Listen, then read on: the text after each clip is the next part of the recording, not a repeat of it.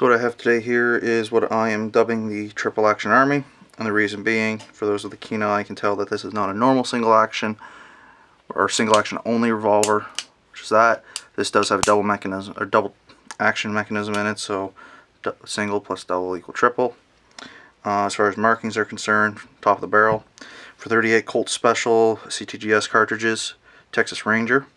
As seen in the clip that I'm going to be uploading, I was just using standard 38 special loaders with black powder and a 160 grain lead bullet. So 38 long Colt. Other markings easily readable are made in Belgium right here on the side of the frame, and it's reading the way I'm looking at it. So the bottom's like that. Cal 380. Proof marks are Crown over R, Star over R, and Star over R right here. For function, general function, actually let me put that back down. This, no clicking noise, just spins freely. Put her to the rebound position there. Now she's clicking, which makes it easier for ejection. So you just what it is.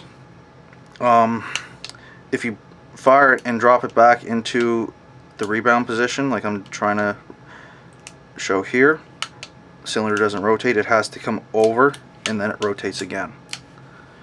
So there's that. Timing is excellent. There's no issues with timing. So for just general quick strip, take that, open the gate, drop the cylinder out. Number 1 stamped right here, little spring right there. Marks here are E over LG, circle and a crown, so Liège, L over crown, Star over R, and the number 1 right here. That is it for the cylinder. And now I did try to take this screw out here for the rod because it doesn't look like it's soldered. It is not coming out, it's just spinning on its own. So that is what it is. I just recently got this gun from an auction. So this is my first time ever taking it apart, or at least as far as I'm going, because I did shoot it, then cleaned it, and now I'm going to go even deeper into it because I don't know when I'm going to get out next to shoot this. So there's the grips. They are, look to be, yeah, they're wood. There's some type of wood. Number 1 stamped on it as well. They're in there. Oh, they're out of camera. Whoopsies. Number 1 stamped right there. There's an S stamped right there, and serial numbers here and here. I think those showed up. Yeah, serial numbers there and there. So there's this. This screw right here, bottom of the grip, is a tensioner for the mainspring. I'm not taking that out, there's no need. Other markings are OBC in a circle, or OB-CO in a circle, 62 over 1. Another 1 right there. Okay, so logic would say next to take the trigger guard off.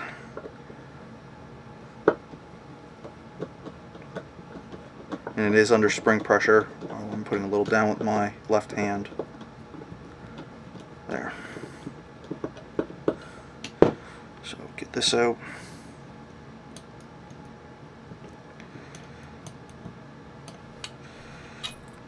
There's that. Screw there, no markings on that. And there's the mechanism. You see, so you got a spring right here, and which disables the double action.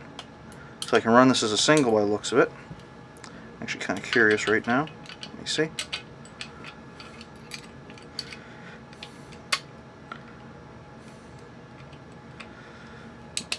There we go. So, this arbor in.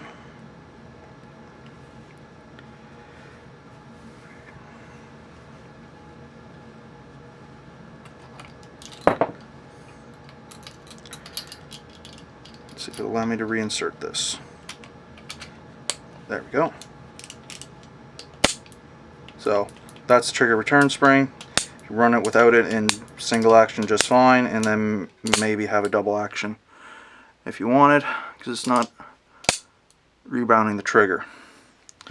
That would look something like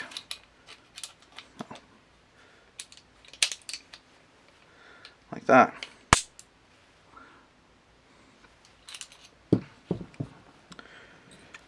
So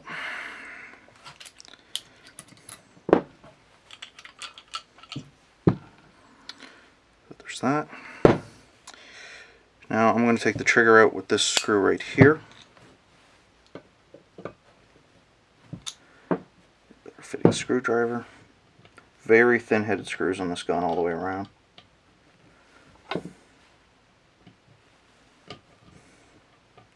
And like I said, I have not been into this gun yet. So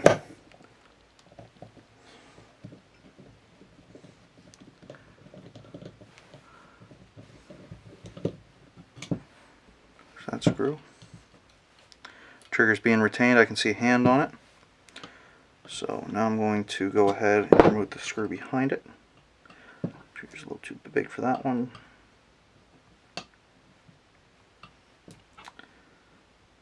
There's something really thin here.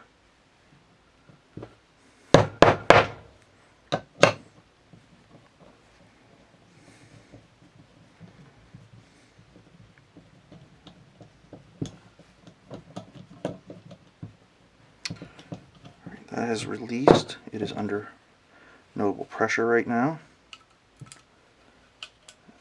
Trigger.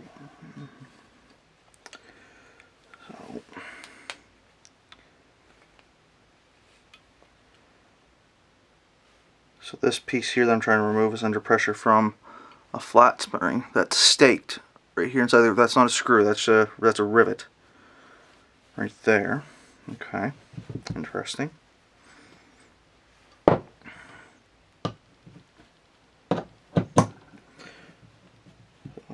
Take the pressure off the hammer.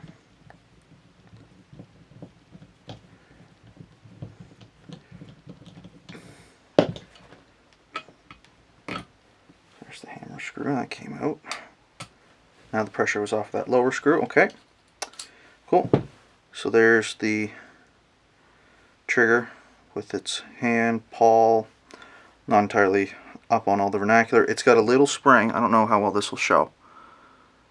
That is, there's a flat cut in here. The spring comes in here, so you could actually remove this little tiny spring right here. Whoops, move that little spring there. It could be removed at some point and replaced. Not a bad idea. Trigger's got number 1 on it as well. Let's see. This will release. The hammer is still captive. Nope.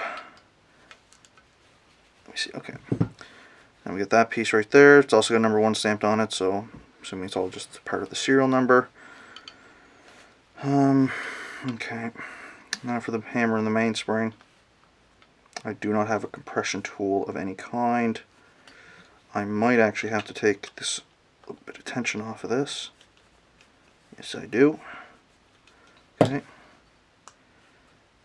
And this little spring is completely released. Okay.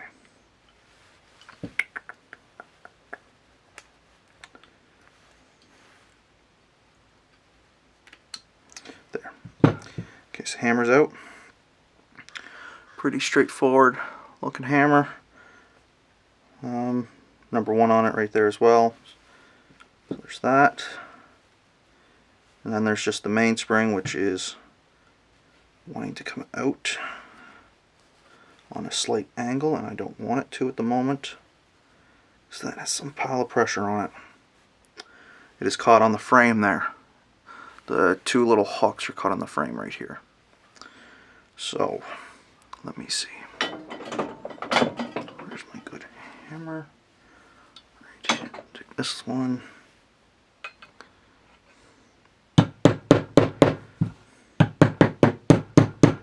So like I said, I am going to be boiling this. I don't want to put any excess wear or any extra heat on the spring.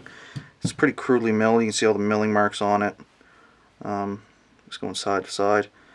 Not much flex to it. This little piece here, I don't even know if I want to call that a spring. It's just a piece of sheet metal by the looks of it. This little screw here, put that back in a bit so it threads that. Then I'm just going to put these screws back in because when I go to boiling card